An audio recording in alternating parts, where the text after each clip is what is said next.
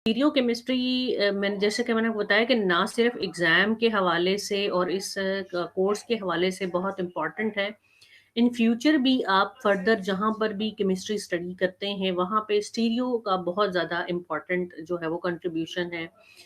तो इसके लिए हमें इस चैप्टर को बहुत अच्छे तरीके से अंडरस्टैंड करना है, इसको पढ़ना है, इसलिए नहीं कि सिर्फ एग्ज़ाम के हवाले से।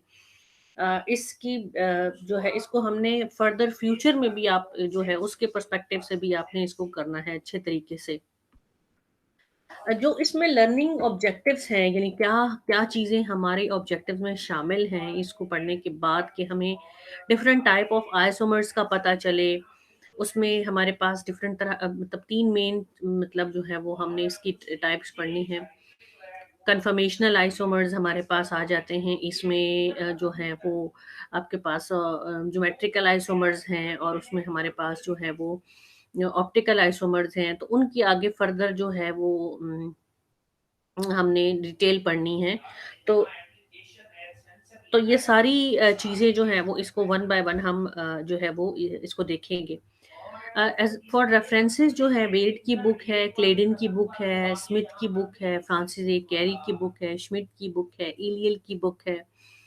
कोई मतलब कोशिश तो करें कि एटलीस्ट 2 से 3 किताबें तो मस्ट जो है वो आप देखें। सारी अगर आप सारी देख लें तो बहुत अच्छी बात है, लेकिन 2 से 3 तो इन बुक्स को एज़ अ रेफरेंस के तौर पर आप जो है वो उनमें से जो है उस चैप्टर को आप स्टडी करें। चैप्टर को जब हम स्टार्ट करते हैं तो सबसे पहले हम बात करते हैं आइसोमर्स की। आइसोमर्स क्या होते हैं? आइसोमर्स मतलब नई टर्मिनोलॉजी तो नहीं है आप लोगों के लिए। एफएससी से जब हम डेफिनेशंस मतलब पढ़ते हैं उसकी आइसोमर्स की, जब हम ऑर्गेनिक केमिस्ट्री का जो बेसिक इंट्रोडक्शन वाला चैप्टर है वो पढ़ते हैं और फिर बीएससी में तो इसको डिटेल में पढ़ते हैं। आपने डिफरेंट टाइप्स भी पढ़ी होंगी आइसोमर्स की।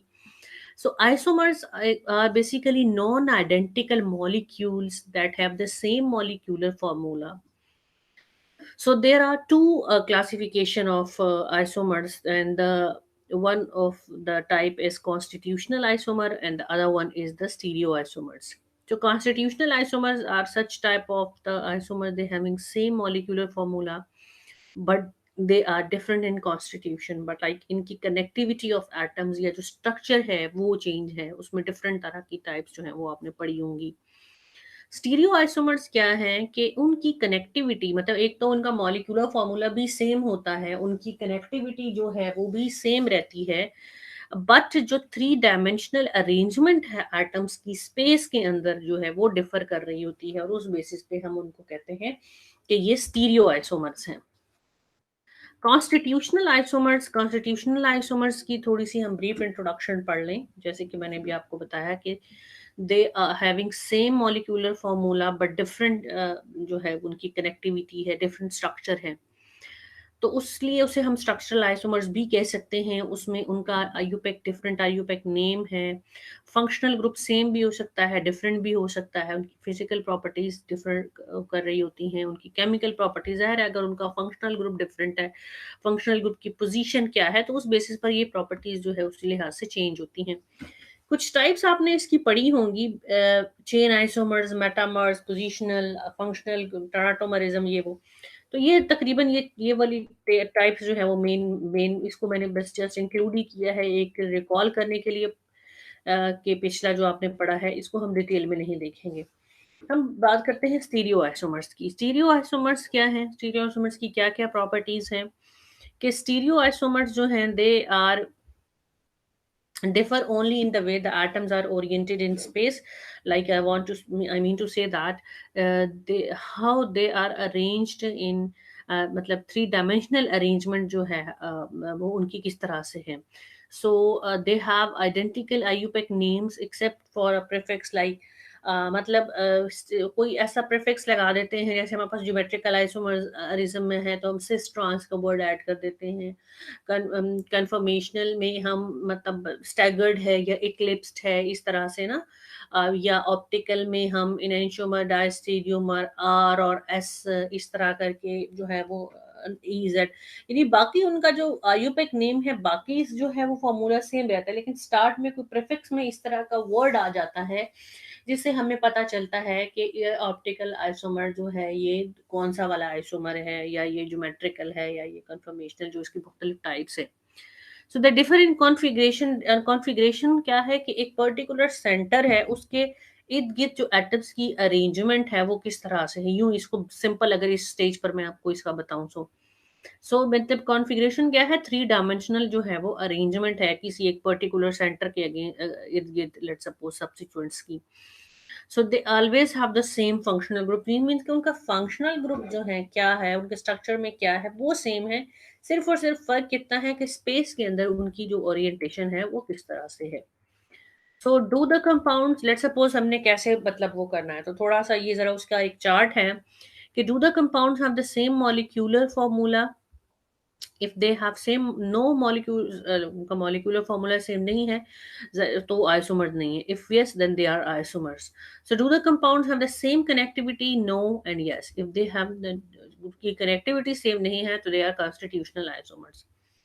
सो if they have the same connectivity और फिर भी वो आइसोमर्स की कैटेगरी में आ रहे हैं, तो वो फिर स्टीरियो आइसोमर्स हैं। अब can the compounds be interconverted by rotation about single bonds, क्या वो एक आइसोमर दूसरे आइसोमर में a single single carbon bond की रोटेशन से कन्वर्ट हो रहा है? इफ यस, तो वो कौन सी टाइप है, वो है कन्फर्मेशनल आइसोमर्स की। और अगर वो कार्बन कार्बन सिंगल बॉन्ड की रोटेशन से एक आइसोमर दूसरे आइसोमर में कन्वर्ट नहीं हो रहा, तो फिर वो है कन्फिगरेशनल आइसोमरिज्म। सो कन्फिगरेशनल आइसोमरिज्म में क्या है कि इज द आइसोमरिज्म में उसमें कोई टेट्राहेड्रल, कोई मतलब कार्बन सेंटर या कोई इस तरह सेंटर इन्वॉल्व है? अगर नहीं इन्वॉल्व, तो वो ज्योमेट्रिकल आइसोमरिज्म आइसोमर्स कहलाता है। और अगर कोई टेट्राहेड्रल सेंटर इन्वॉल्व है, तो हम उसको ऑप्टिकल आइसोमरिज्म में कैटेगराइज करते हैं। अब ऑप्टिकल आइसोमर्स में क्या है कि are the compounds the non superimposable mirror images, के वो जो कंपाउंड है, क्या वो अपने मिरर इमेज के ऊपर सुपर इम्पोजिबल है या सुपर इम्पोजिबल नहीं है।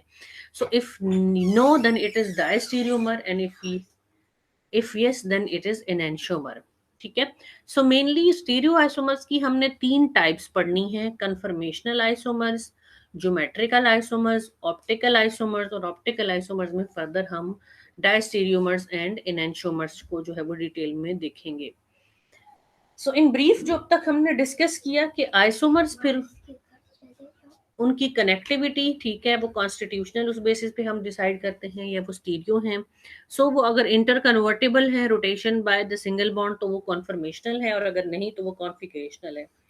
सो क्या वो प्लेन पोलराइज लाइट को रोटेट कर रहे हैं, एक ये भी है, तो वो ऑप्टिकल आइसोमर्स है। और अगर वो लाइट को रोटेट नहीं करने की एबिलिटी रखते, तो वो ज्योमेट्रिकल में आ जाते हैं। और फिर वो ऑप्टिकल, क्या वो एक दूसरे के मिरर इमेजेस हैं या वो नॉन मिरर इमेजेस हैं, तो उसी हिसाब से हम उनको एनेंटियोमर और डायस्टीरियोमर में जो है वो कर देते हैं। ये तो था एक बेसिक सा इंट्रोडक्शन, जो है कि वो स्टीरियो आइसोमर्स क्या होते हैं और उनकी कितनी टाइप्स हैं और क्या हैं, उनको जो आगे चल के वन बाय वन हम उसको डिस्कस करेंगे। अभी ज़रा यहाँ हम एक कंपैरिज़न देख लेते हैं कॉन्स्टिट्यूशनल एंड स्टीरियो आइसोमर्स का। अब आपके पास कॉन्स्टिट्यूशनल आइसोमर्स क्या है कि ये एक एग्जांपल है 2 methyl pentane, same molecular formula है, डिफरेंट नेम है। यहाँ पे मिथाइल ग्रुप 2 पोजीशन पर अटैच है, और यहाँ पर जो मिथाइल ग्रुप है उसकी जो पोजीशन है वो 3rd कार्बन पर है। तो मॉलिक्यूलर फार्मूला तो उनका सेम था, लेकिन जो उनका स्ट्रक्चर था वो डिफरेंट था। इसी तरह आपके पास जो हैं, अगर आप ये देखें कि ब्यूटीन 1 सिस 2 ब्यूटीन और ट्रांस 2 ब्यूटीन और ब्यूटीन, ये आपस में क्या हैं, ये कॉन्स्टिट्यूशनल आइसोमर्स है, क्योंकि उनकी जो कनेक्टिविटी है, मतलब इसमें 1 ब्यूटीन की अगर आप देखें और 2 ब्यूटीन को आप देखें, तो दोनों में जो है वो स्ट्रक्चर में डिफरेंस है। मैं 1 ब्यूटीन और 2 ब्यूटीन की बात कर रही हूँ। इसी तरह आप यहाँ देखें, तो ये आपके पास है 1,2 डायमिथाइल साइक्लोपेंटेन है, और यहाँ 1,2 डायमिथाइल, ये भी साइक्लोपेंटेन ही है, सेम मॉलिक्यूलर फॉर्मूला है, स्ट्रक्चर सेम है, लेकिन प्रीफिक्स में चेंज है। प्रीफिक्स हमें बता रहा है कि कुछ ओरिएंटेशन में फ़र्क है। अगर आप देखें कि ये देखिए, यहाँ दोनों बोल्ड लाइन से मिथाइल अटैच है, और एक यहाँ बोल्ड है और एक जो है वो डॉटेड यानी वेज लाइन से है। इसका मतलब ये है कि वो जो उसकी अरेंजमेंट इन स्पेस है वो डिफर कर रही है। वो कैसे है, क्या ये रिप्रेजेंट करते हैं ये बॉन्ड्स, वो आगे चल के मैं आपको बताऊंगी। लेकिन अगर दोनों सब्स्टिट्यूएंट सेम पैटर्न पर हैं, अगर वो दोनों डॉटेड डॉटेड लाइंस में होते हैं या दोनों वेज, इनको हम वेज लाइंस कहते हैं, सेम उस पैटर्न पर हैं, तो वो सब्स्टिट्यूएंट सिस कहलाता है। और अगर एक वेज है और एक डॉटेड है तो वो ट्रांस कहलाता है। तो इट मीन्स कि इनकी जो ओरिएंटेशन है स्पेस के अंदर, मॉलिक्यूल का स्ट्रक्चर सारा सेम है, लेकिन स्पेस के अंदर जो है वो ओरिएंटेशन है वो डिफरेंट है, तो ये स्टीरियो आइसोमर्स है। इसी तरह ब्यूटीन जो है वो सिस, ब्यूटीन जो है वो सिस और ट्रांस का लफ्ज उसके आगे ऐड है कि एक इसमें स्पेस में, यानी दोनों मिथाइल डबल बॉन्डेड कार्बन की एक साइड पर है, कि स्पेस में जो उनकी पोजीशन है वो देख लें किस तरह से है। कनेक्टिविटी उनकी सेम है, लेकिन जो उनकी स्पेस के अंदर जो ओरिएंटेशन है वो डिफरेंट है। तो जिसमें दोनों मिथाइल सेम साइड पर हैं वो सिस है, और जिसमें दोनों मिथाइल डिफरेंट साइड पर हैं तो ट्रांस है। तो ये भी एक स्टीरियो आइसोमर की एग्जांपल हुई। सो हमें क्या पता चला कि कॉन्स्टिट्यूशनल आइसोमर्स में आपके पास एटम की कहीं ना कहीं पे कनेक्टिविटी में फर्क आ रहा होता है, वो किसी ना किसी दो स्ट्रक्चर्स में कोई ना कोई कनेक्शन जो है वो डिफरेंट हो रहा होता है। ऐसे देखो यहाँ पे सिर्फ एक मिथाइल ग्रुप का फर्क था, यहाँ 2 पे था, यहाँ पे 3 पे था, यहाँ पे भी। लेकिन यहाँ पे स्टीरियो आइसोमर्स के केस में connectivity remains the same, just जो ओरिएंटेशन है स्पेस के अंदर उसमें फर्क आपके पास आ रहा होता है। So are the following pairs of compound constitutional isomers or stereoisomers? अब आप फर्स्ट वन देख लें कि यहाँ पे आपको सबसे पहले आप देखें कि स्ट्रक्चर सेम है या वो नहीं है, तो स्ट्रक्चर उसका डिफरेंट है, तो वो कॉन्स्टिट्यूशनल आइसोमर्स है। अब आप ये देखें कि बेस, आप इससे कंफ्यूज मत होइएगा, वेज और डॉट है लेकिन उसकी कनेक्टिविटी सेम नहीं है, उनकी कनेक्टिविटी डिफरेंट है, तो दे आर कॉन्स्टिट्यूशनल आइसोमर। लेकिन ये इसका एग्जांपल अभी हमने पढ़ी थी, देखिए ये कनेक्टिविटी तो सेम है लेकिन उनकी जो ओरिएंटेशन है वो डिफरेंट है, so it is a stereo isomer. So ये तो था बेसिक इंट्रोडक्शन स्टीरियो आइसोमर्स का, कि स्टीरियो आइसोमर्स और कॉन्स्टिट्यूशनल आइसोमर्स में डिफरेंस क्या होता है।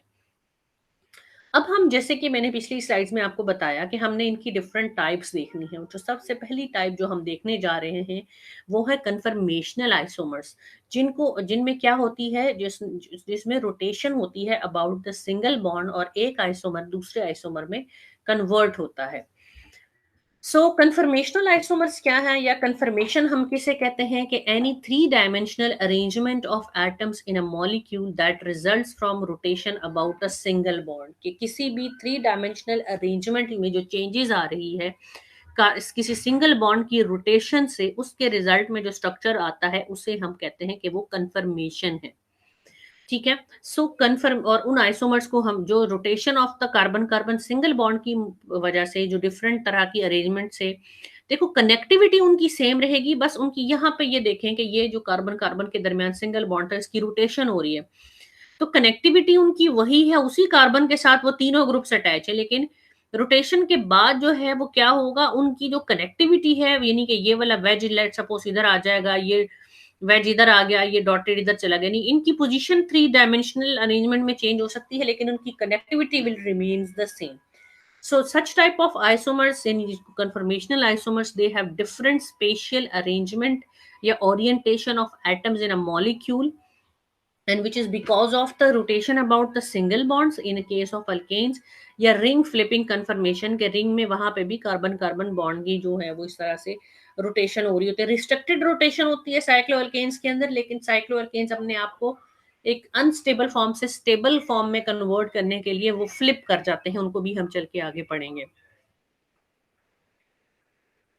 सो जो इन दो रिंग फ्लिपिंग या rotation about the single bond की वजह से जो है वो दो, on the basis of energy जो है अल्केन्स के केस में on the basis of energy, यानी कि जाहिर है जब कार्बन कार्बन बॉन्ड की रोटेशन हो रही है और डिफरेंट आइसोमर्स आपके पास बन रहे हैं तो उन सारों की एनर्जी एक जितनी तो नहीं रहेगी। देखो किसी जब कार्बन कार्बन बॉन्ड रोटेट कर रहा है तो वो जो एटम्स है जो उनकी अरेंजमेंट जब चेंज हो रही है वो इस तरह से अरेंज हो सकते हैं कि वो एक मैक्सिमम रिपल्शन वो क्रिएट करे वहां पर, तो वो हाइयर एनर्जी पर हो, या जब वो कार्बन कार्बन बॉन्ड रोटेट कर रहा हो तो उनकी अरेंजमेंट ऐसी हो जाए कि वो मिनिमम एनर्जी पर हो।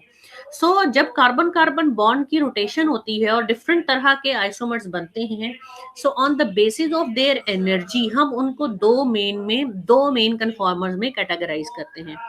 एक को हम कहते हैं इक्लिप्स्ड कन्फॉर्मर और एक को हम कहते हैं स्टैगर्ड कन्फॉर्मर। ठीक है।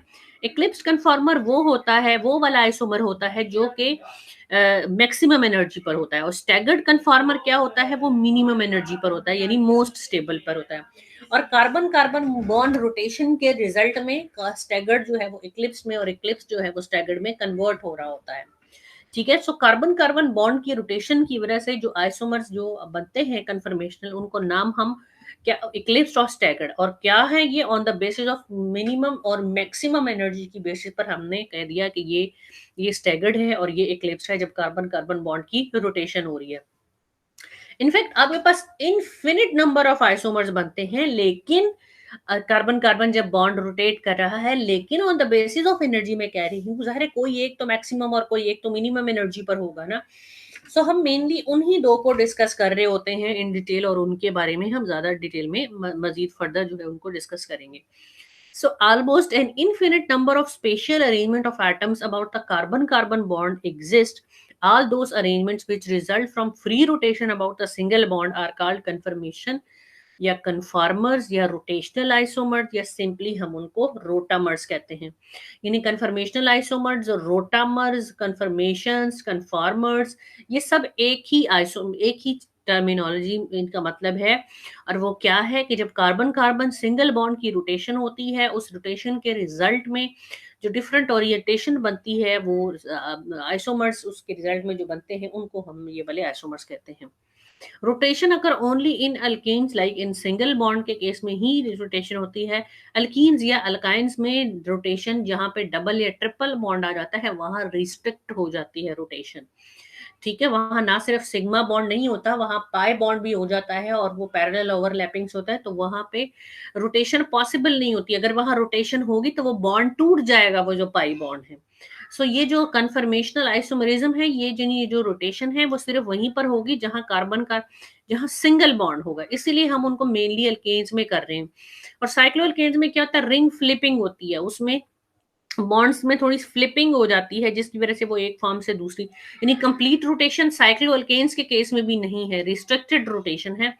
लेकिन फिर भी उसको हम कैसे कंसिडर करते हैं, क्यों कंसिडर करते हैं, वो जब हम साइक्लो अल्केन्स पर जाएंगे तो उसको हम ज्यादा डिटेल में पढ़ेंगे मजीद फर्दर। ठीक है, अब हमारे पास बजाय कि मैं उसकी फर्दर डिटेल में जाऊं, तो उससे बेहतर ये है कि पहले मैं आप लोगों को देखो, आर्म स्ट्रक्चर टू डायमेंशनल, जब भी हम ब्लैक बोर्ड पे कोई स्ट्रक्चर लिखते हैं, या हम नोटबुक पे लिखते हैं, या किसी पेपर पेज के ऊपर लिखा होता है, या स्लाइड्स पर लिखा होगा, तो वो कोई भी स्ट्रक्चर वो टू डायमेंशनल होता है ना, मतलब उसमें आपको स्टीरियो थ्री डायमेंशनल अरेंजमेंट तो नजर नहीं आ रही होती ना।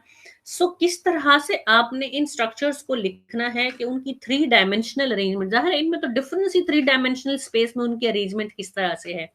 सो हमें उनको थ्री डायमेंशनली किस तरह से रिप्रेजेंट करना है, उसके लिए हमारे पास डिफरेंट तरह के रिप्रेजेंटेशंस हैं।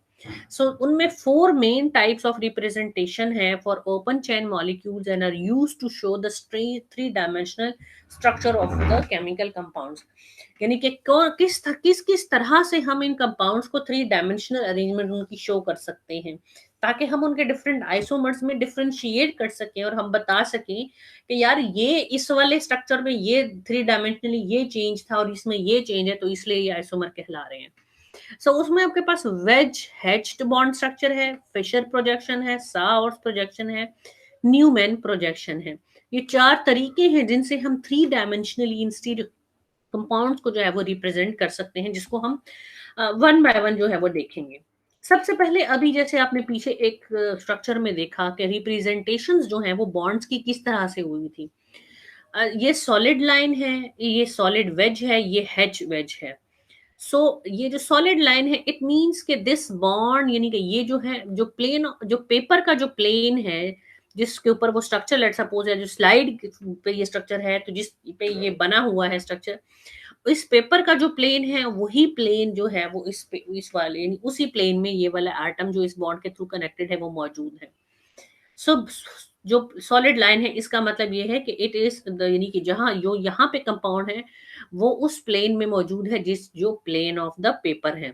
और अगर आपके पास ये हैच वेज जो है या डॉटेड लाइंस है, इसका मतलब ये हुआ कि दिस बॉन्ड पे, इस बॉन्ड के साथ जो सब्स्टिट्यूएंट कनेक्टेड है, it is pointing back from the plane of the paper, यानी वो नीचे की तरफ बैक साइड पर वो पॉइंट हो रहा है। उस प्लेन ऑफ द पेपर से, और फ्रॉम द व्यूअर। व्यूअर कौन है? यानी आप व्यूअर हैं और आप पेपर के ऊपर देख रहे हैं, तो ये प्लेन ऑफ द पेपर है और this is going away from you, के बैक साइड पर जा रहा है, ठीक है। और सॉलिड वेज क्या है? पॉइंटिंग टुवर्ड्स यू, जो आप पेपर की तरफ देख रहे हो तो ये आपकी तरफ आ रहा है। इसकी रिप्रेजेंटेशन मैं आपको दिखाती हूँ कि टुवर्ड्स द व्यूअर और अवे फ्रॉम द व्यूअर्स किस तरह से होता है। सो सॉलिड लाइन रिप्रेजेंट करती है on the plane of the paper, और डॉटेड लाइन जो है, हेट वेज जो है, this represent the substituent which is away from the viewer और back from the plane of the paper. और जो वेज लाइन है, it is pointing out of the plane of the paper और it is towards the viewer. सबसे पहले हम discuss करते हैं वेज, यानी जैसे मैंने बताया टुवर्ड्स द व्यूअर, डैश जो है away from the viewer, wiggly, wiggly means towards और अवे। जब आपको नहीं पता कि एक सब्स्टिट्यूएंट जो है उसकी ओरिएंटेशन क्या है, टुवर्ड्स द व्यूअर है या अवे फ्रॉम द व्यूअर है, तो उसके लिए हम उसको विगली यानी इस तरह से शो करते हैं। तो उसमें ये पता चल जाता है कि मतलब कि कुछ भी हो सकता है, ये टुवर्ड्स भी हो सकता है और ये अवे भी हो सकता है। तो सबसे पहले हम बात करते हैं वेज हेज बॉन्ड स्ट्रक्चर की, जो कि पहला टाइप है इनको थ्री डायमेंशनली रिप्रेजेंट करने का। So wedge hedge is usually done for molecules containing chiral center और chiral carbon atom that, अच्छा chiral center या chiral carbon क्या है वो हम उसको डिटेल में ऑप्टिकल आइसोमर्स में पढ़ेंगे। chiral center या chiral carbon वो कार्बन होता है जिसके साथ चार डिफरेंट तरह के सब्स्टिट्यूएंट अटैच हो, तो फिर हम उसे कहते हैं कि वो chiral center है या वो chiral carbon है। So wedge hedge also called dotted line wedge and dash wedge and flying wedge structure भी हम इनको कहते हैं। वेज क्या है? The bond in front of the plane and the hatched क्या है? Behind the plane. The bonds in the same plane draw in straight line and the bond in front of the plane draw by wedge line. देखें अब ये जो है three dimensionally किस तरह से गई, ये on the plane of the paper है, ये टुवर्ड्स यू है और अवे फ्रॉम द, यानी फॉर एग्जांपल यहाँ पे देखिए क्लोरीन को जरा बताया गया, ये आपके पास क्लोरीन और ब्रोमीन जो है ये it is on the plane of the paper है, और ये हाइड्रोजन क्या है? ये प्लेन ऑफ द पेपर से अवे है, पीछे की तरफ है, और मिथाइल क्या है? वो टुवर्ड्स द व्यूअर है। ये आप अगर आप इसको देख रहे हैं तो ये आपको प्लेन ऑफ द पेपर पे मिलेंगे। क्लोरीन और ब्रोमीन और CH3 आपकी तरफ उभरता हुआ आ रहा है और hydrogen is away from the viewer, यानी अवे फ्रॉम द जो है व्यू। तो ये आपके पास है वेज हैच या बॉन्ड स्ट्रक्चर है। इसको जरा पर्सपेक्टिव फॉर्मूला भी इसको कहते हैं। इसमें अब ये देखें, इसको जरा मॉडल से शो किया गया है। फॉर एग्जांपल आप ये देखें कि ये आपके पास कायरल कार्बन यानी कायरल सेंटर था, तो ये और ये क्या है? दो ए और बी क्या है? On the plane of the paper है। सी देखिए ये आगे की तरफ निकला हुआ है, towards you, towards the viewer है, और ये डी क्या है? ये अवे फ्रॉम द व्यूअर है। तो ये वाला स्ट्रक्चर यहाँ पे मॉडल में बना के दिखाया गया। अब जरा इसको देखें, ये दोनों क्या है? ये दोनों on the plane of the paper हैं, और ये वाला बॉन्ड देखें टुवर्ड्स द व्यूअर है, देखिए आपकी तरफ ही है ना, आप इसको देख रहे हैं, and this one is away from the viewer. तो देखें वो किस तरह से वो अवे फ्रॉम द व्यूअर है। या अगर आप इसको देखते हैं, यानी ऊपर इस तरह से कि ये दोनों क्या है? On the plane of the paper है, और दिस वन जो है this is towards the viewer, और दिस वन जो है ये वाला शो कर रहा है अवे फ्रॉम द व्यूअर। तो ये पर्सपेक्टिव फॉर्मूले में बताया गया है कि किस तरह हम थ्री डायमेंशनली जो है वो उनको शो कर रहे हैं स्ट्रक्चर को। यहाँ पे देखें, यहाँ पे ये वाला बॉन्ड और ये वाला बॉन्ड शो कर रहा है सब्स्टिट्यूएंट्स को जो कि है on the plane of the paper. This bond represents the substituent which is towards the viewer, यानी बोल्ड लाइन से, और वो ये वाली जो लाइन है it is away from the viewer, और जो है वो तो ये किस तरह से वो थ्री डायमेंशनल पर्सपेक्टिव या फ्लाइंग वेज में हम जो है वो स्ट्रक्चर को रिप्रेजेंट कर रहे होते हैं। ठीक है, मैंने आपको बताया कि on the basis of energy जो है वो हम इन कन्फर्मेशंस को, जब कार्बन कार्बन बॉन्ड की रोटेशन होती है, हमारे पास डिफरेंट आइसोमर्स बनते हैं, तो उसमें हम ऑन द बेसिस ऑफ जो एनर्जी है कि मिनिमम और मैक्सिमम एनर्जी, जाहिर है जो भी आइसोमर है वो रोटेशन से आ रहा है आपके पास, कार्बन कार्बन बॉन्ड की रोटेशन से, तो उसकी एनर्जी एक जितनी तो नहीं होगी ना, मतलब कि वो सब्स्टिट्यूएंट्स एक दूसरे के कितने करीब आ रहे हैं, कितने एक दूसरे से दूर जा रहे हैं, तो वो जो है उसकी बेसिस पर उनकी जो एनर्जी है उसमें भी चेंजेस आती हैं। तो on the basis of the energy, एक कन्फर्मेशन जो मैक्सिमम एनर्जी पर है और एक जो मिनिमम एनर्जी पर है, मेनली हम उसको कंसिडर कर रहे होते हैं ना, बाकी सारे तो इन बिटवीन होते हैं। So staggered conformation is the conformation which is on the minimum energy. ये वो होता है जिसमें ये सब, जिसमें मतलब जो एटम्स इस तरह से इंक्रीमेंट हुई होती है कि वो मैक्सिमम डिस्टेंस पर एक दूसरे से होते हैं, और उनके दरमियान जो है वो स्टेबिलिटी ज़्यादा होती है और उसमें मतलब वो स्टेबल होते हैं और वो मिनिमम एनर्जी पर होते हैं। एक्लिप्स कन्फर्मेशन वो कन्फर्मेशन होती है, इसको आगे चल के हम डिटेल में भी देखेंगे, कि जिसमें सब्स्टिट्यूएंट्स इस तरह से क्लोजली अलाइंड होते हैं, उनमें जो एंगल इस तरह से कुछ आ जाते हैं, उसकी अरेंजमेंट इस तरह से होती है कि वो मिनिमम स्टेबिलिटी पर होते हैं as compare to all other isomers, और उनकी जो एनर्जी होती है they are on the maximum. So उन स्टैगर्ड और इक्लिप्स कन्फर्मेशन को हम जरा देखते हैं कि हम जो है वो वेज हैज या पर्सपेक्टिव फॉर्मूले में किस तरह से रिप्रेजेंट करते हैं। अब देखें कि ये आपके पास एक कार्बन था, ये वाला सब्स्टिट्यूएंट जो है it is away from the viewer, this is towards the viewer and it is on the plane of the paper, जिसको यहाँ इस मॉडल में दिखाया भी गया है। और ये देखें यहाँ पे it is on the plane of the paper, it is towards the viewer and away from the viewer. या दूसरी पॉसिबिलिटी स्टैगर्ड कन्फर्मेशन की, यानी एक पॉसिबिलिटी ये वाली कन्फर्मेशन जो है स्टैगर्ड है और एक पॉसिबिलिटी ये है।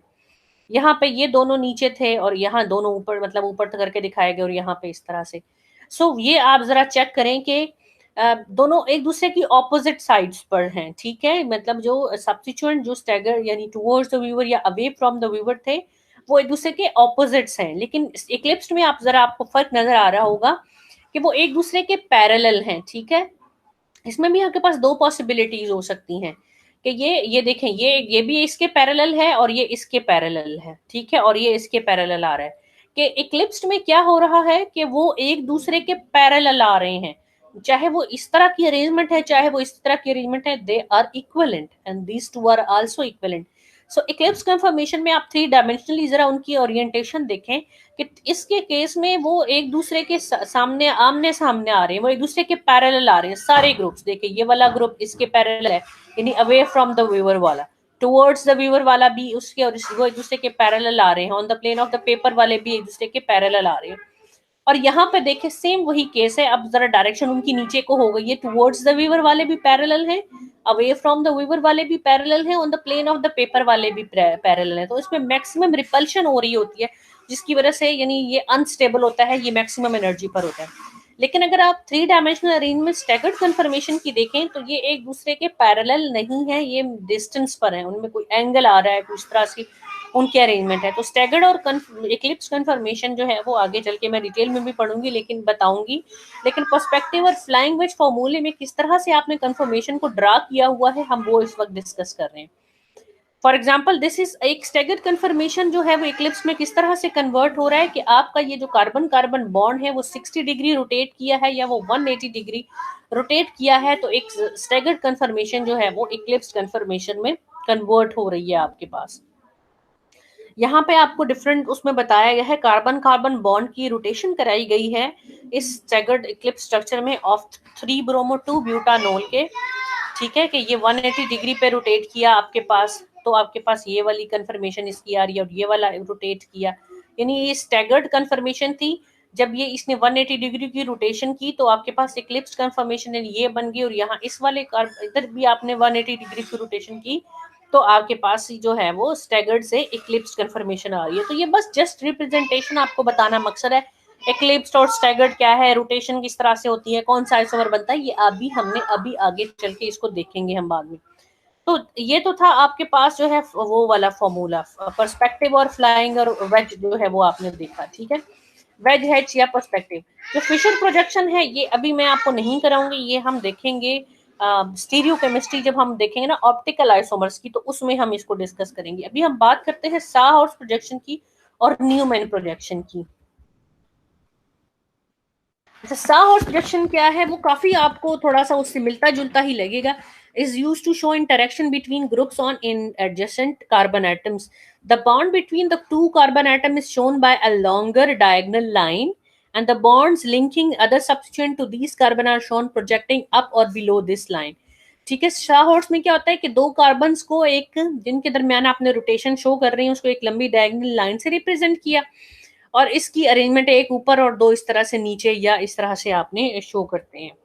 जैसे कि यहाँ पे तो ये इक्लिप्स में क्या होगा कि वही सारे अब जो ग्रुप्स हैं वो लाइंस हैं वो एक दूसरे के पैरेलल होंगी, लेकिन जब इक्लिप्स कन्फर्मेशन जो है वो स्टैगर्ड में कन्वर्ट होगी तो वो एक दूसरे के पैरेलल नहीं रहेंगे, कि ये जब 60 डिग्री आप इस बॉन्ड को रोटेट करेंगे तो किस तरह से उसके पास आ जाएगा। सो जो स्टैगर्ड होगी वो लेस स्टेबल फॉर्म होगी, और जो इक्लिप्स सॉरी जो स्टेबल जो स्टैगर्ड होगी वो मोर स्टेबल होगी, और इक्लिप्स जो है वो लेस स्टेबल फॉर्म होगी। So short projection use for explain conformational isomers यानी को हम यूज करते हैं मोस्टली, लेकिन जो इसमें या और मच जैसे कि मैंने बताया कि they are just much like the dash and wedge dimensional three wedge formula. So a Saar projection is a view of the projected bond as we were looking at the model from above and to the right of the model. ठीक है, ये carbon क्या है, this carbon ये वो carbon है which is nearer to the observer होगा, और बैक साइड पर वो कार्बन होगा which is away from the observer होगा. तो अगर ये बॉन्ड एक दूसरे के पैरेलल नहीं है, उनकी अरेंजमेंट इस तरह से हुई है, तो वो स्टैगर्ड कन्फर्मेशन है. और जब ये बॉन्ड रोटेट होगा, ये नहीं, ये भी आपके पास स्टैगर्ड कन्फर्मेशन है, वो दिखाया गया है एट द एटम्स और group. This is the sawhorse projection. कि किस तरह से हमने साहॉर्स प्रोजेक्शन ड्रॉ करना है, बेसिकली ये वहां यहाँ पे वो बताया गया है. ठीक है, तो ये कोई इतना साहॉर्स प्रोजेक्शन कोई बहुत ज्यादा इंपॉर्टेंट नहीं है कंफर्मेशनल आइसोमर्स को डिस्कस करने के लिए. They are because they are just like perspective and formula. So the more important way of representation of these conformational isomers three dimensionally is Newman projection formula. कि Newman projection को हम usually use करते हैं इसमें. ठीक है, Newman projections were devised by professor Melvin S Newman of Ohio State University in the 1950s. Newman projection is a way to represent or to view a molecule by looking along a carbon-carbon single bond to help to help to understand the orientation of the different groups which are attached. ठीक है, तो so the Newman projection is used mainly for determining, like ये वाली जो confirmation है mainly ज्यादातर हम use करते हैं कंफर्मेशनल रिलेशनशिप को, कंफर्मेशनल आइसोमरिज्म को स्टडी करने के लिए. And this one is also helpful in order to understand the interaction which leads towards the steric hindrance between different atoms or groups. ठीक है, ना सिर्फ कंफर्मेशनल आइसोमरिज्म को हम इससे शो करते हैं, उससे हमें जरा क्लियर थोड़ी सी इंडिकेशन भी हो जाती है, हम समझने के काबिल हो जाते हैं कि किस तरह से जो है वो स्टैगर्ड या एक्लिप्स कंफर्मेशन, स्टेबल कौन सी है, अनस्टेबल कौन सी है, कार्बन कार्बन रोटेशन के रिजल्ट में किस तरह से डिफरेंट आइसोमर्स बन सकते हैं. तो वो इससे सारा कुछ बड़ा आसान हो जाता है. स्टीरिक हिंड्रेंस क्या होता है, आप ये बात जानते हैं कि हर एटम के अंदर एक पर्टिकुलर साइज होता है और वो एक पर्टिकुलर स्पेस के अंदर एक जगह घेरता है. So each atom occupies a certain amount of space, and when atoms are brought close to each other, they leads towards the high energy due to overlapping of the electronic cloud. उसके result में repulsion आपके पास होती है जब वो electronic cloud एक दूसरे को टच करता है. So how to write this Newman projection formula? ये बड़ा इंटरेस्टिंग है. We imagine ourselves taking a view from one atom. ये हम यूं समझते हैं कि लाइक ये एटम हमारे पास फ्रंट में है और वो एटम बैक में है. ठीक है, अब फ्रंट वाला जो एटम होता है कार्बन, जिसके साथ हमने डिफरेंट ग्रुप शो करने हैं, उसको हम एक डॉट से रिप्रेजेंट करते हैं और इसके हम 3 बॉन्ड बना देते हैं. जो पिछला बॉन्ड होता है, जो पिछला कार्बन होता है, उसको हम शो करते हैं सर्कल से, और उस सर्कल से हम जो है उसके साथ 3 उसके बॉन्ड बनाते हैं. अब हम इसको एक दूसरे के ऊपर रखते हैं और हम कहते हैं कि ये हमारा न्यूमैन प्रोजेक्शन formula है. So the front carbon and its bonds are represented as like this one, and the back carbon and its bonds are represented as like this one. ठीक है, कि ये एक यानी ये आपके पास यानी समझो कि वो साहॉर्स प्रोजेक्शन था. तो अब आपने जरा इसको इस तरह करके देखा है, तो ये फ्रंट कार्बन है, ये बैक कार्बन है, और इस फ्रंट को आप इस तरह से लिखते हैं और बैक को इस तरह से लिखते हैं, जैसे कि यहाँ पे ये लिखा गया है. इसको जरा डिटेल में मैं आपको बताती हूँ कि आपने इसको किस तरह से करना है, लिखना है. In Newman projection the carbon atom away from the viewer is called the rear, यानी जो बैक कार्बन होता है that is away from the viewer या रियर या बैक कार्बन कहलाता है. And it is represented by a circle, and the carbon atom facing the viewer is called the front carbon and is represented by the center of the above circle. के ऊपर जो है वो centre उसका जो है वो फ्रंट कार्बन कहला रहा होता है. Of above the circle which is shown by the dot, and the remaining bonds on each carbon atoms are shown by the small straight lines at angle of 120 degree as follows. So bonds joined to front carbon intersect at the central dot. ठीक है, कि central dot जो front carbon को show कर रहे हैं उससे 3 lines आपने ड्रॉ की, वो आपका फ्रंट कार्बन है और उसके 3 सब्स्टिट्यूशन जो उसके साथ अटैच हैं. सो जो बैक पे आप उसके ऊपर आप एक सर्कल बनाते हो, वो आपका बैक वाला कार्बन शो कर रहा होता है, और उससे 3 लाइंस आप इस तरह से ड्रॉ करते हो, वो उसके सब्स्टिट्यूएंट को शो कर रहे होते हैं. So the bond joints to the rear carbon are shown as emerging from the circumference of the circle. ठीक है, this is a Newman projection of the ethane showing the front carbon and the back carbon. So there is more detail how to draw a Newman projection. Look directly. ये आपके पास model एक बना हुआ है, ये front carbon है, ये back carbon है, पहले ये आपने लिख लिया. So the circle represents the back carbon and the dot represents the front carbon. Then आपने क्या किया, आपने बॉन्ड्स बनाए, फ्रंट वाले कार्बन के 3 बॉन्ड बना लिए और बैक वाले कार्बन के 3 बॉन्ड बना लिए. So draw the bond on the front carbon as 3 lines meeting at the center of the circle and draw the bonds on the back carbon as 3 lines coming out of the edge of the circle.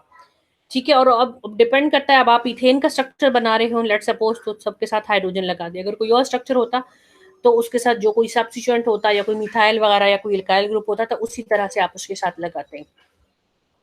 ये front carbon, ये rear carbon, और इस तरह से बस Newman projection बन गया.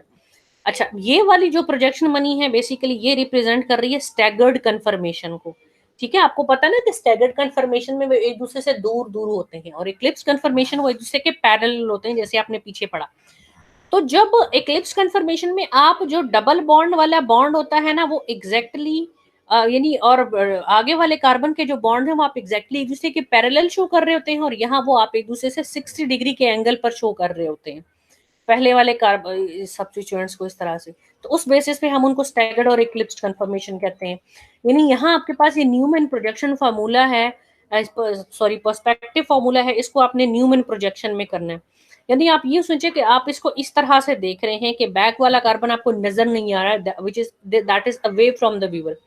ये आपके पास फ्रंट कार्बन है C2, लाइक ये वाला कार्बन, ये फ्रंट कार्बन है. ठीक है, ये OH इसका एक सब्स्टिट्यूएंट है, दूसरा सब्स्टिट्यूएंट CH3 था, H था, वो तीनों इसके ऊपर लिख दिए. ठीक है, CH3 जो था वो plane of the on the plane of the paper था, उसको आपने डाउनवर्ड डायरेक्शन में लिखा. OH जो है वो बोल्ड लाइन में था, तो इसको आपने इस साइड पर लिख लिया, और ये जो डॉटेड लाइन में था उसको आपने अपनी इस साइड पर लिख लिया. इसी अब आपने ये चीज याद रखनी है कि अगर आपने पहले वाले कार्बन का OH जो बोल्ड में था वो लेफ्ट साइड पर रखा है, तो दूसरे वाले कार्बन के भी बोल्ड को उसी साइड पर रखना है, और यानी कि इन दोनों को इस सर्कल की एक साइड पर रखना है. ठीक है, यानी कि ये जो डॉटेड वाले हैं अगर आपने उनको लेफ्ट साइड पे, इस वाले कार्बन वाले के केस में लेफ्ट पर रखा है सर्कल के, तो इस वाले कार्बन के हाइड्रोजन को भी उस पर ही रखें, तभी ये वाला स्ट्रक्चर आपके पास इस तरह से आपके पास बन जाएगा. ठीक है, अब आप ये देखें कि OH को आपने इस साइड पे रखा तो Br को भी आपने उस साइड पर ही रखा. ठीक है, और दोनों H जो थे वो डॉटेड लाइन में थे, वो इधर आगे, और जो चीजें आपके पास प्लेन ऑफ द पेपर में थी वो आपने ऊपर और नीचे लिखी. तो ये आपने बेसिकली कन्वर्ट किया, पर्सपेक्टिव को आपने न्यूमैन प्रोजेक्शन में लिखा. अब चाहे आप ये वाला स्ट्रक्चर देखें तो ये भी आपके पास स्टैगर्ड कन्फर्मेशन है, और ये भी स्टैगर्ड कन्फर्मेशन आपके पास बनी है. ठीक है, सो आपने बॉन्ड लाइन रिप्रेजेंटेशन या पर्सपेक्टिव फॉर्मूला को आपने किस तरह से कन्वर्ट किया है न्यूमैन प्रोजेक्शन में. यानी ये आपके पास CH3 BrH था, और ये यहाँ पे फ्लोरीन है H और CH3 है. ठीक है, ये आप इसको देख रहे हो, ये आपके पास इसका फ्रंट कार्बन है, ये दो सब्स्टिट्यूएंट ये उससे मर्ज हो रहे हैं, और ये आपका बैक कार्बन है. यानी ये आपको इस तरह से आपको नजर आ रहा है, ये पीछे वाला आपको ये वाला कार्बन नजर नहीं आ रहा है. यानी ठीक है, ये इस तरह से है. तो इस कार्बन को आपने फ्रंट कार्बन लिया, हाइड्रोजन को आपने एक साइड पे रखा, इस साइड पे आपने ब्रोमीन को रखा, और on the plane of the paper CH3 को अपने ऊपर रखा. इसी तरह हाइड्रोजन भी बोल्ड फॉर्म में था, तो आपने हाइड्रोजन और ब्रोमीन को सेम साइड पर रखा. दूसरी साइड पर आपने जो डॉटेड लाइन में था वो इस वाले हाइड्रोजन के साथ फ्लोरीन को रखा. तो ये आपके पास बॉन्ड लाइन, यानी आपने रिप्रेजेंटेशन जो पर्सपेक्टिव था उसको आपने न्यूमैन प्रोजेक्शन में कन्वर्ट कर दिया.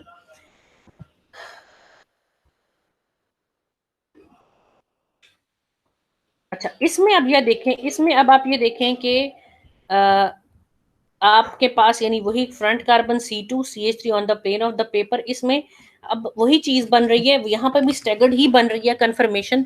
लेकिन इसमें ये देखें कि OH और Br उस पिछले वाले स्ट्रक्चर में इस दोनों साइडों पर थे, इधर मैंने इधर करी नहीं. दोनों पॉसिबिलिटीज में आप कोई भी कर सकते हैं, और यहाँ दूसरी पॉसिबिलिटीज की गई है.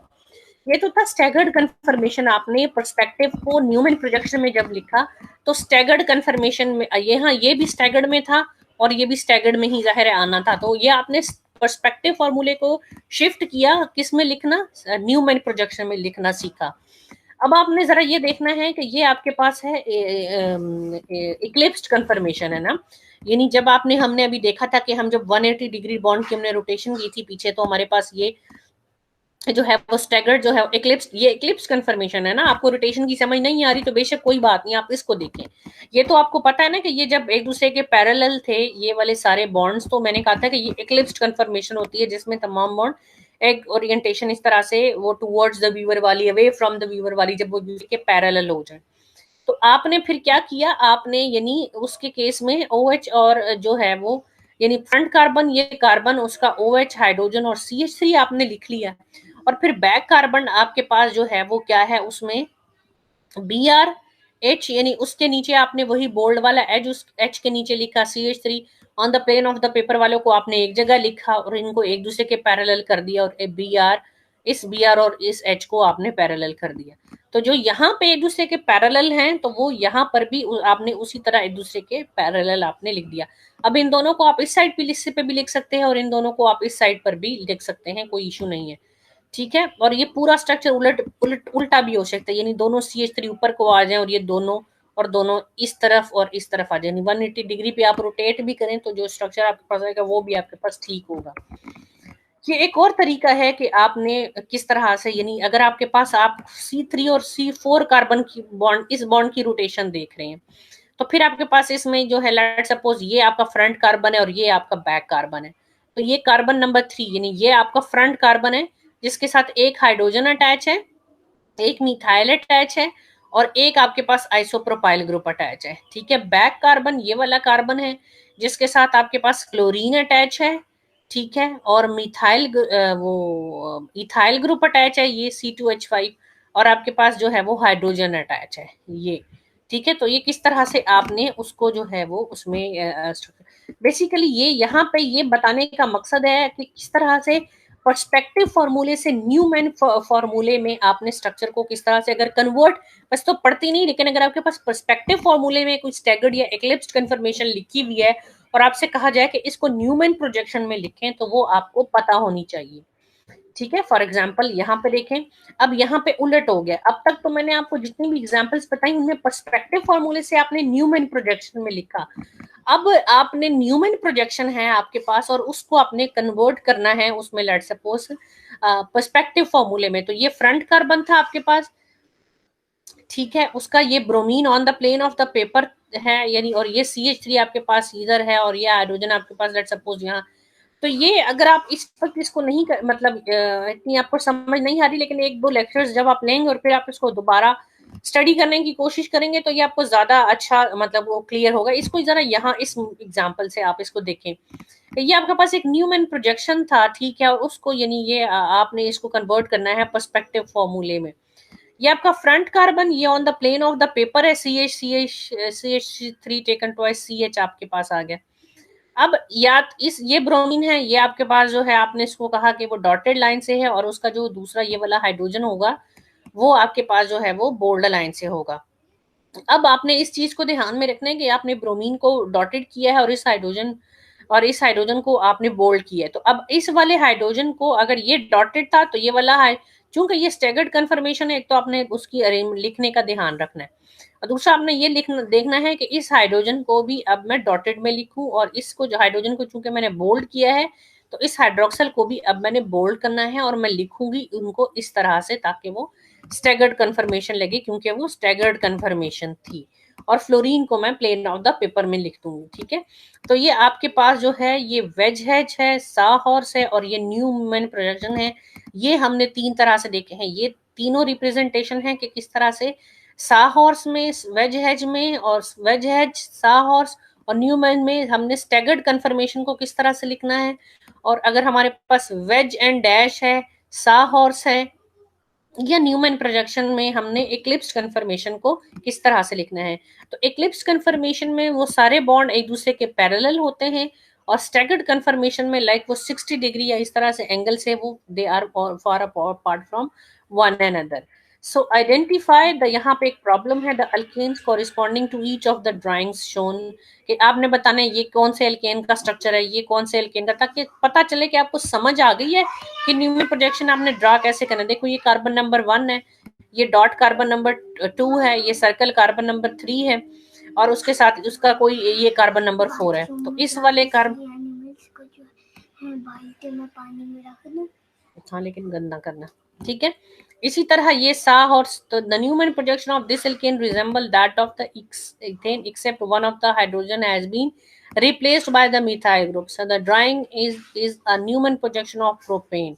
तो ये प्रोपेन है, लेकिन आप खुद कोशिश करें कि आपको पता लगे कि यार प्रोपेन से न्यूमैन कैसे मैंने बनाना है, ठीक है। ये दूसरे वाले को भी अब आपने जरा ये तो ए का सोल्यूशन था ना आपके पास, तो अब आपने ये बी और सी और डी जो है ना इनको भी जरा देखना है, ठीक है। तो बेसिकली होता क्या है कि जैसे जैसे कार्बन कार्बन बॉन्ड की रोटेशन हो रही होती है ना, वैसे वैसे जो सब्स्टिट्यूएंट की पोजीशन है वो एक दूसरे से चेंज हो रही होती है।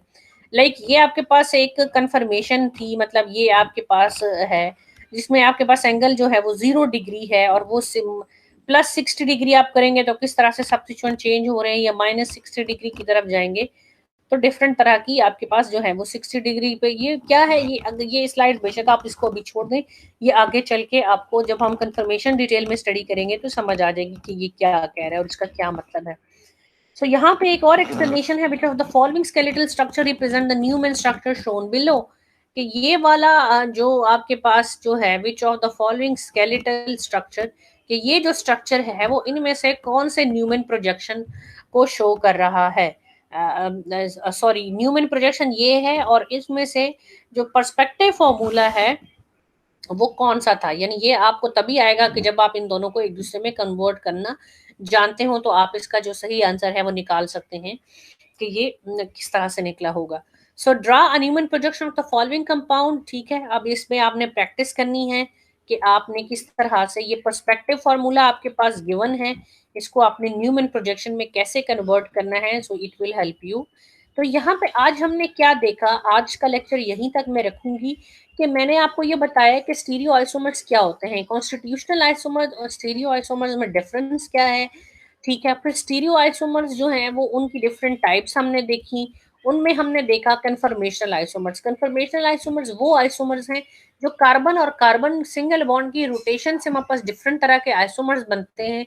जब कार्बन और कार्बन सिंगल बॉन्ड रोटेट करता है तो आइसोमर्स की स्पेस में पोजीशन उसी हिसाब से रोटेशन के साथ साथ चेंज होती जाती है। जैसे जैसे रोटेट करता जाएगा बॉन्ड, उनकी डायमेंशंस, उनकी जो स्पेस के अंदर और ये connectivity will remains the same, लेकिन 3 dimensional arrangement of the atoms in space जो है वो डिफर करेगी, इसकी बेसिस पे डिफरेंट आइसोमर्स बनते हैं। सवाल यहाँ ये पैदा होता है कि हम इन आइसोमर्स को 3 डायमेंशनली पेपर के ऊपर किस तरह से शो करें, उसके लिए डिफरेंट आप समझने के फॉर्मूलाज हैं, वो वेज हेज है, फिशर है, साहॉर्स है, न्यूमैन है। चूंकि हमने कंफर्मेशनल पहले पढ़ना है तो उसके लिए हमारे पास वेज हेज और ये साहॉर्स और ये न्यूमैन प्रोजेक्शन आना चाहिए। साहॉर्स कोई बहुत ज्यादा इंपॉर्टेंट नहीं है, बहुत बुक्स में आपको ये कम कम ही मिलेगा, जस्ट मैंने आपको इसका एक ब्रीफ इंट्रोडक्शन देना था। मेनली जो जो आपको आने चाहिए that is wedge hashed constructed and Newman projection. For conformational isomers mainly जो है आपको ये दो साहॉर्स की आपको इतनी ज्यादा डिटेल में करने की जरूरत नहीं है, लेकिन you must know about the ways head जिसे हम पर्सपेक्टिव फॉर्मूला भी कहते हैं एंड द न्यूमैन प्रोजेक्शन।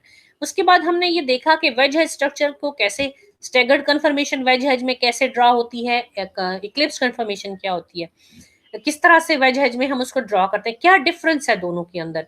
अच्छा, एक्लिप्स्ड या स्टैगर्ड कन्फर्मेशन है क्या, ये वो आइसोमर्स हैं जब कार्बन कार्बन बॉन्ड रोटेट करता है तो एक ऐसा आइसोमर होता है जो मैक्सिमम एनर्जी पर होता है, और एक ऐसे आइसोमर होता है जो मिनिमम एनर्जी पर होता है। So on the basis of their stability and energy difference हम कहते हैं कि ये स्टैगर्ड और एक्लिप्स्ड है।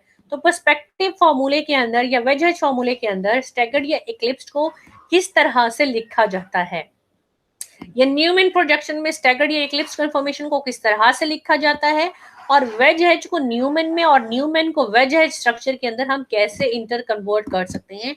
आज का जो लेक्चर था वो ये था। अभी मैंने कन्फर्मेशन आइसोमर्स यानी कन्फर्मेशन जो है वो स्टार्ट नहीं की, यही आपको बताया है। यहाँ पे मैं आपको ये बताना चाहती हूँ an introduction to Newman projection, ठीक है। आपके पास जो है ये आपके पास समझ लें कि वो प्रोस्पेक्टिव फार्मूले का स्ट्रक्चर था इथेन का, ठीक है। और ये कौन सा है, ये स्टैगर्ड कन्फर्मेशन है।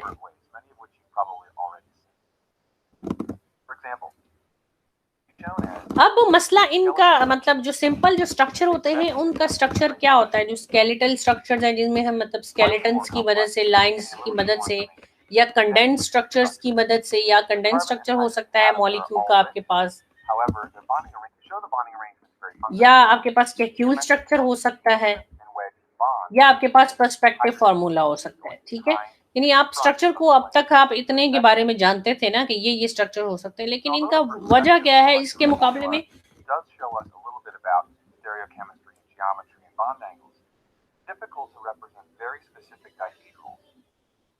So all of these gives us useful information about the structure, but none of them convey information about the dihedral angles. Dihedral angle क्या है कि ये जो इसने उसको बोल्ड किया है कि ये जो दो एटम्स, ये जो बोल्ड एरिया है, ये जो दो प्लेन है कार्बन टू हाइड्रोजन और इस कार्बन टू हाइड्रोजन के दरमियान जो एंगल है, पर्सपेक्टिव फॉर्मूला से हमें स्टीरियो रिप्रेजेंटेशन तो मिल रही होती है, लेकिन हमारे लिए बड़ा मुश्किल होता है कि एंगल क्या था। डायहेड्रल एंगल जो दो प्लेन्स के दरमियान एंगल है उसके बारे में हमें नहीं पता चल रहा होता, लेकिन वो जो न्यूमैन प्रोजेक्शन है वो हमें बताता है। यानी ये पर्सपेक्टिव स्ट्रक्चर है आपके पास, इससे हमें एंगल क्या है उनके दरमियान, इन स्ट्रक्चर्स के दरमियान एंगल के बारे में इंफॉर्मेशन हमें नहीं मिल रही होती।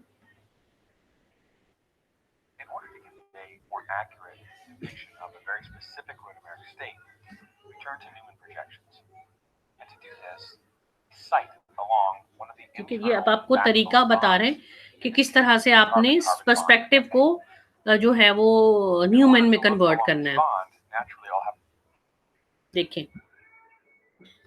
ये इसको आप ऐसे देखें, ये फ्रंट कार्बन अब आपके पास हो गया और बैक कार्बन आपको नजर नहीं आ रहा। अब ये फ्रंट कार्बन जिसको मैंने डॉट से रिप्रेजेंट किया था, ये उसके 3 बॉन्ड, और आप देखें ये रियर वो सर्कल से निकले हैं पिछले। देखें,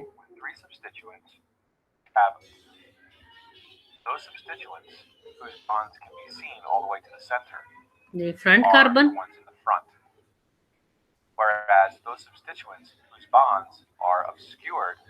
ये बैक कार्बन के सब्स्टिट्यूएंट्स।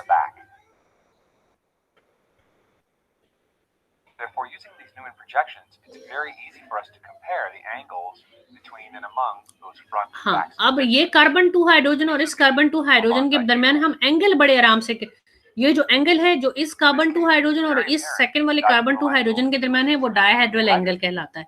तो ये बाकी पर्सपेक्टिव फॉर्मूले में उसको डिटरमिन करना बड़ा मुश्किल होता है, बताना कि इसका क्या एंगल है। यहाँ पे कंपैरेटिवली वो इजी होता है। और डायहेड्रल एंगल बड़ा इंपॉर्टेंट रोल प्ले कर रहा होता है कि यार वो स्टैगर्ड कन्फर्मेशन है, ये इक्लिप्स्ड है। स्टैगर्ड कन्फर्मेशन के केस में वो 60 डिग्री होगा, लेकिन जो इक्लिप्स कन्फर्मेशन होगी उसमें वो 0 डिग्री होता है डायहेड्रल एंगल, क्योंकि आपको पता है वो दोनों बॉन्ड जो है वो एक दूसरे के पैरेलल आ जाते हैं।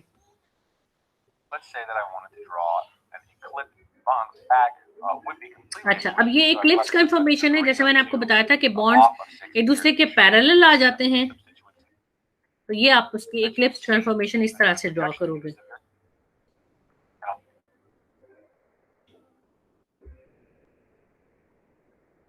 So this was all about first lecture of the stereochemistry. I hope आपको समझ आएगी। अपने इसको अच्छी तरह से जो है वो बार बार जो है वो पढ़ना है, अच्छे तरीके से इसको समझने की कोशिश करनी है। ओके, अल्लाह हाफिज।